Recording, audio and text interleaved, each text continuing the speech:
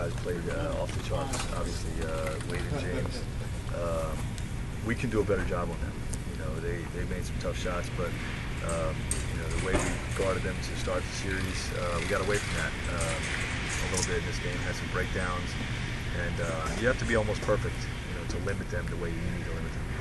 Do you need to try and take the ball out of their hands, or you talked about this a little bit last night, or do you continue to play them straight up? And then a little bit of both. I mean, we did it. I don't think I'm pretty sure that neither of them scored a field goal in the final 4 minutes of the game because we were taking the ball out of their hands, but hasn't made big shots. So you want to live with that. Obviously you want to take away everything, but when they're going as good as they are, you got to try to take the ball out of their hands. Maybe try to be physical, but not. You don't want to get in foul trouble again. Obviously, that was critical. Yeah, that's the other thing. Aside from Wade and James, when we're able to play our normal rotation, we're very tough to beat.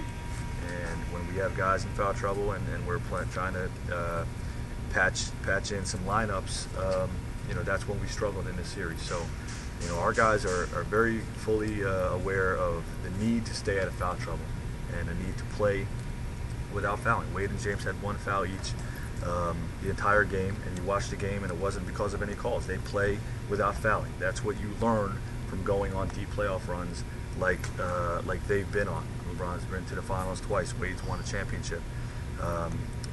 You have to, by doing that, you recognize the importance you have to your team and the need to have yourself on the court. So our guys are, they're learning that lesson. They understand, the need to play foul-free basketball. Hey Frank, obviously Roy had foul trouble, but getting points in the post from him, how much of it was foul trouble, how much of it what they were doing defensively? Well, we got away from, looking at him on the over-the-tops, when they're fronting us. And, we talked about that today. Myself from a play-calling standpoint, David and Roy both have to work harder to get the ball in the post, and their teammates got to see them better in the post if we're going to take advantage of those matchups at the big positions.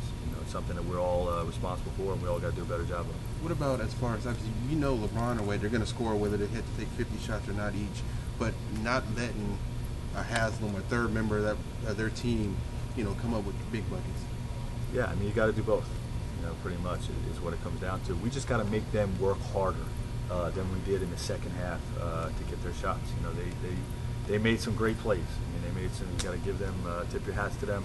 They made some superhero plays, but we gave them some easy ones too. And we just got to make sure they work for everything they get.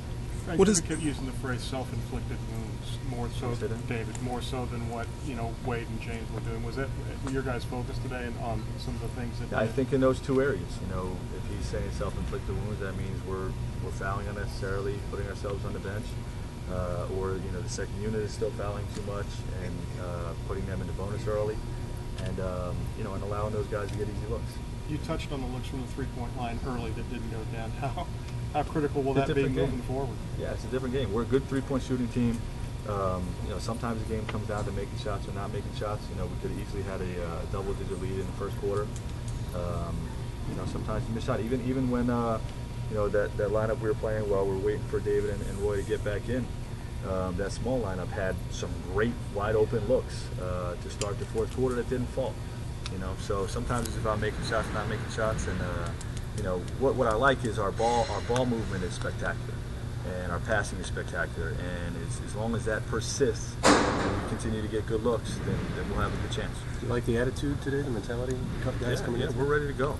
We still have a great deal of belief that they haven't beaten our best yet, and we got to make sure that we're at our best. Come game 5, we got to be at our best. Any sense that the longer it goes and the more minutes those two guys play, that fatigue could become a factor, the wear down effect might come into play? I don't anticipate that. They're 2 of the best. I don't think I've ever seen them wear down. So I'm not anticipating that. I'm expecting their best for 48 minutes. Does Danny need to cool it at all? Are you concerned about his string of technicals? Well, you don't want to get into a situation where the technical rule comes into play, whether you're close to a suspension or anything like that. But I don't even want to comment on on that situation. But we just got to have the same mindset.